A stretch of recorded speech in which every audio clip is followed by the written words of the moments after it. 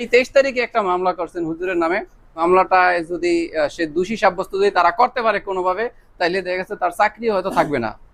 আলীগঞ্জ ইসলামী আলিম মাদ্রাসার নীতিমালা অনুযায়ী নুরুল আমিন হুজুরকে চাইতেছি। একমতে আমরা চাই এই ভদ্রলোক, এখন তারা দিয়ে আমাদের এই প্রতিষ্ঠান দরকার, এছাড়া বিকল্প আমাদের কোনো ইয়ে নেই। প্রাক্তন ভারপ্রাপ্ত তাকে এবং যারা এই কুচক্রির সাথে জড়িত আছেন তাদেরকে হুঁশিয়ার করতে চাই। আমরা প্রাক্তন ছাত্র ফোরাম কঠোর হস্তে দমন করব। আর আমার সাথে উনি সাথে দ্বন্দ্বটা খালি হিসাব লইয়া, আপনি হিসাব দেন যে আমরা শিক্ষকরা সবাই একমত বা জনগণ সবাই একমত জন্য এবং এলাকার গণ্যমান্য যারা সবাই নুরুল আমিন মাওলানারে চায়। এই মাদ্রাসার অনেক সুনাম আছে, এই সুনাম রক্ষার্থে আমাদের নুরুল আমিন স্যার ভারপ্রাপ্ত প্রিন্সিপাল হিসেবে আমরা তাকে চাই। এই আমি জীবনে কোনো হিসাব করি না দিন কুতন ভাই আমি, আর উনি হিসাব দেওয়ার মতো কোনো অবস্থান ওনার নাই। মাদ্রাসার নীতিমালার আলোকে যে আসতে পারে সে আসুক, সে এসে আমাদের প্রতিষ্ঠান সুন্দরভাবে চালাক। নীতির বাইরে যে আসবে এটা আমরা মেনে নিব না ইনশাআল্লাহ।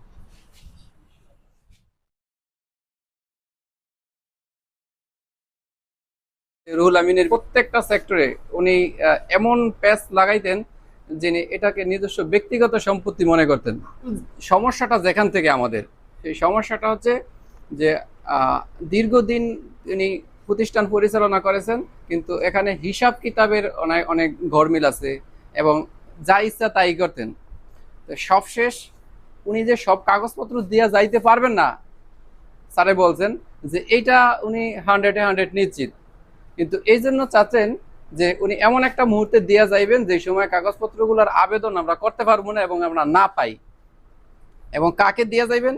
যে তার অন্যায়ের প্রতিবাদ করেন নাই এবং যাকে ম্যানেজ করতে পারছে এরকম একজন শিক্ষক আনিসুর রহমান, তিনি তাকে দিয়ে যাবেন। এই জিনিসটা আমরা যে সময় টের পাইলাম, খুব জোরালো ভাবেই স্যারকে বলতেছিলাম যে স্যার আপনি একটা মিটিং দেন, মিটিং দিয়া দায়িত্ব বুঝিয়ে দেন। সে বললেন যে 31 তারিখের আগে আমি মিটিং এ বসতে পারবো না। এটা আমরা বাধ্য হয় ইউনু মহোদয়কে আমরা অবগত করছি, ইউনু মহোদয় তাকে ফোর্স করছে মিটিং এ বসার জন্য।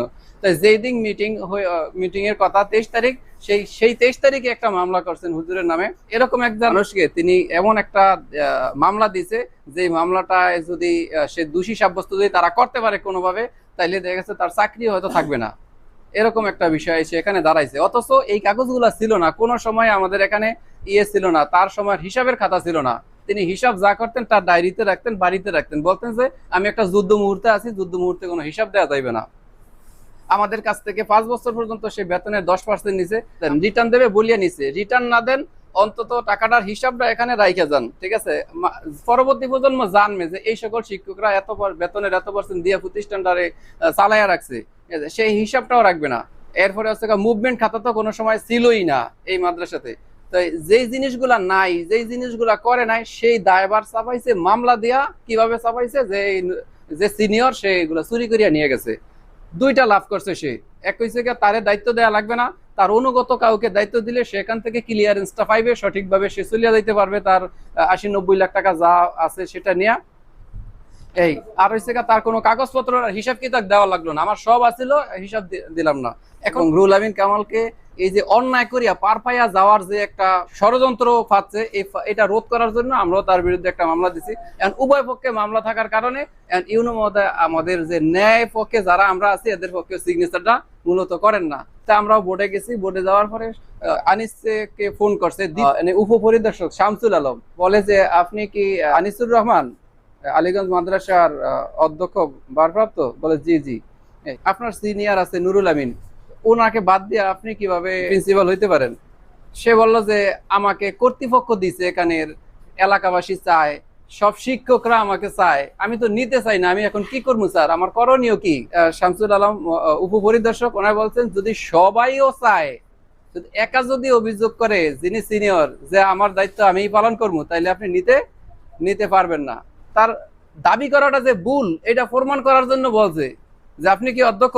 তা কিভাবে অধ্যক্ষ হন আপনি? অধ্যক্ষ হওয়ার তো কোনো সুযোগই নেই এইটা। কিন্তু তারা যে জিনিসটা আমাদেরকে করে, সন্দেহ করে যে এই নুরুল আমিন হুজুর সে সিনিয়র, ঠিক আছে, কিন্তু এলাকাবাসী আনিসের পক্ষে, তার থেকে আনিস যোগ্য, তাকে প্রশাসন বা কমিটি তাকে চায় না, কিন্তু রাজনৈতিক সাপোর্ট সে পায় না। একজনে তো বললেই বসছে যে সে কোনো আপায় উপায় না পায়া এখন সে দপ্তরে দপ্তরে বোর্ডে অধিদপ্তরে এদিকে এদিকে সে ঘোরাফেরা করে, কিন্তু বিষয়টা আসলে সম্পূর্ণভাবে উল্টা। আমাদের নরম বা ভদ্রতা বা আমাদের শান্ত থাকার যে সুযোগটা, সেই সুযোগটা নিছে। এখানে যে দায়িত্বটা দিছে, দায়িত্বটা বলছে লালিগঞ্জ ইসলামিয়া আলিমান মাদ্রাসার অধ্যক্ষ ভারপ্রাপ্ত বয়স 60 বছর পূর্ণ হয় 31 তারিখ অবসর গ্রহণ করেন বিদায় গভর্নিং বডি না থাকায় বিধি মোতাবেক নুরুল আমিন এর উপর দায়িত্ব অর্পণ করার কথা, সে কিন্তু এটা স্বীকার করিয়া গেছে অধ্যক্ষ। কিন্তু তার বিরুদ্ধে আলমারির চাবি নথি চুরি করার অভিযোগে মামলা থাকায় তাকে দায়িত্ব দেয়া গেল না।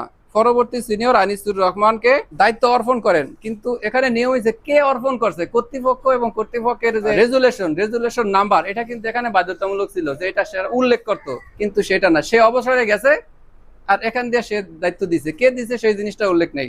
মূলত এরপরে হচ্ছে সে গেছেন 31 তারিখে, বলছে এই 24 তারিখ থেকে সকল প্রশাসনিক একাডেমিক কাজ আনিসুর রহমানের সিগনেচারে চলবে। নমুনার একটা আবেদন তারা ইয়াতে দিয়ে আসছে, বোর্ডে দিয়ে আসছে। যদি বৈধভাবে দেওয়া থাকে তাহলে তার রেজুলেশন করছে, সেই রেজুলেশনের কপি দেখাই দেবে। সম্পূর্ণ সে কি করছে না করছে এমন ভাবে সে গোপন রাখছে, সে কিন্তু আমাদেরকে শো করে না, এখানে আনে না। এমনকি যেটা গুরুত্বপূর্ণ একটা সরকারি সিম, এই সিমটাও মাদ্রাসা আনে না, এটা বাসায় রেখে আসে, ফোন করলে তার স্ত্রী ধরে। মূলত এটা একটা ভুয়া সিটি, অধিদপ্তরে অথবা বোর্ডে দিয়ে আসলে তারা রিসিভ করবে, কিন্তু এটা কোনো প্রমাণ বহন করে না যে সে এখানের অধ্যক্ষ ভারপ্রাপ্ত।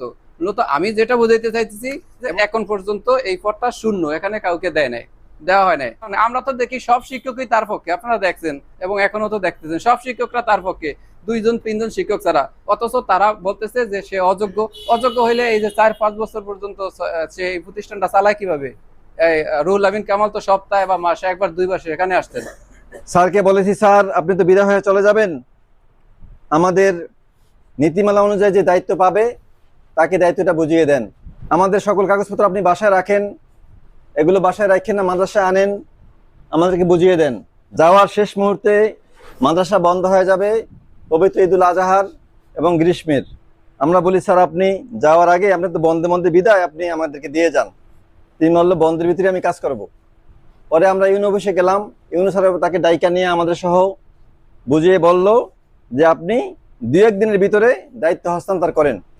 তারিখ হয়েছে আমাদের মাদ্রাসায় বসবে, আমরা একজন প্রতিনিধি চাইলাম, একাডেমিক সুপারভাইজারকে প্রতিনিধি দেওয়া হইল।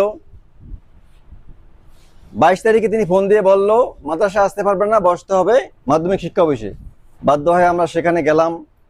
23 তারিখ 3টায় মিটিংয়ে আমরা সকলে বসে আছি, আমাদের রুহুল আমিন কামাল স্যার নাই, তিনি আসছে 4টার 5 মিনিট আগ অথবা পরে।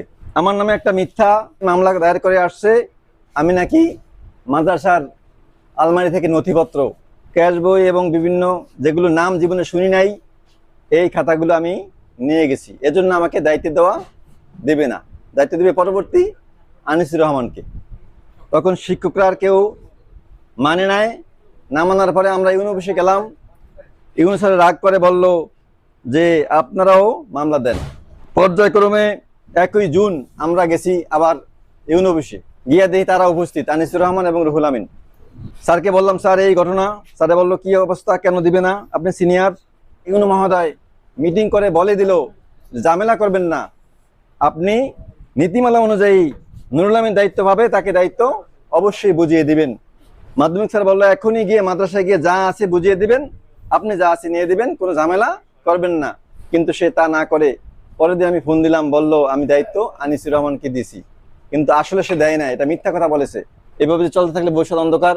এজন্য এলাকাবাসী, শিক্ষক মহোদয়গণ, শিক্ষা অনুরাগী এবং প্রাক্তন ছাত্র ফোরাম এবং অত্র এলাকার গণ্যমান্য ব্যক্তিবর্গ যারা আছেন সকলের কাছে আমার বিনীত অনুরোধ যে আমি যদি দায়িত্ব নীতিমালা অনুযায়ী পাই আমাকে দেন, না পাইলে যে পায় সেকে দেন, তবু এই প্রতিষ্ঠানকে রক্ষা করেন। এই প্রতিষ্ঠানের ঐতিহ্য আছে, এই প্রতিষ্ঠানটি খুবই গুরুত্বপূর্ণ একটি প্রতিষ্ঠান, দিনী প্রতিষ্ঠান। এই সকলের কাছে আমি আহ্বান রাখতে চাই যাতে প্রতিষ্ঠানের কোনো ক্ষতি না হয়। এই যে একটা হুজুরের যে কথাগুলো একটু কথায় কোনো জায়গায় কোনো ফাঁক ফুকর মিথ্যা থাকে। আর আমার সাথে উনির সাথে দ্বন্দ্বটা খালি হিসাব লেয়া, আপনি হিসাব দেন, উনি করে ক্যাশ খাতেই জীবনে হিসাব, আমি জীবনে কোনো হিসাব কথা করি না দিন কুতন ভাই আমি। আর উনি হিসাব দেওয়ার মতো কোনো অবস্থান ওনার নাই। যাই হোক, এ নিয়ে আমার সাথে একটু বাদ বিতনটা অনেক সময় অনেক কথা টথা হইতো। তাই বেশি কথা সময় নষ্ট করে তো লাভ নেই। আমি সোহাগ হোসেন শিকদার, দাখিল ব্যাচ 2015, অত্র মাদ্রাসার প্রাক্তন ছাত্র ফোরামের সদস্য। অত্র মাদ্রাসাটি দীর্ঘ প্রায় 10 বছর যাবৎ ভারপ্রাপ্ত প্রিন্সিপালের দায়িত্বে পরিচালিত হচ্ছে। আমাদের বিগত যিনি ভারপ্রাপ্ত ছিলেন রুহুল আমিন কামাল স্যার, ওনার মেয়াদ শেষ হয়েছে। ওনার দায়িত্ব শেষ হওয়ার পরে জ্যেষ্ঠতার ভিত্তিতে এখানে দায়িত্বপ্রাপ্ত যিনি হবেন, তিনি আরবি প্রভাষক জনাব নুরুল আমিন হুজুর। তাকে দায়িত্ব না দেওয়ার জন্য বিভিন্ন অপকৌশল চালাচ্ছেন আমাদের প্রাক্তন ভারপ্রাপ্ত যিনি ছিলেন তিনি। আমি তাকে এবং যারা এই কুচক্রির সাথে জড়িত আছেন তাদেরকে হুঁশিয়ার করতে চাই, জ্যেষ্ঠতার ভিত্তি এটা রুলস অমান্য করে যারা ক্ষমতার চেয়ার এবং চেয়ার দখল করার জন্য যারা বিভিন্ন চক্রান্ত করবেন, আমরা প্রাক্তন ছাত্র ফোরাম কঠোর হস্তে দমন করব। এই প্রতিষ্ঠানের সাথে আমাদের মেধা ঘাম জড়িয়ে আছে। এখান থেকে আমরা শিক্ষা অর্জন করেছি। এখান থেকে শিক্ষা অর্জন করার পরে আমরা অনার্স মাস্টার্সের জন্য বিভিন্ন জায়গায় ছড়িয়ে পড়েছি। এখান থেকে শত শত শিক্ষার্থীরা প্রাক্তন হয়েছে।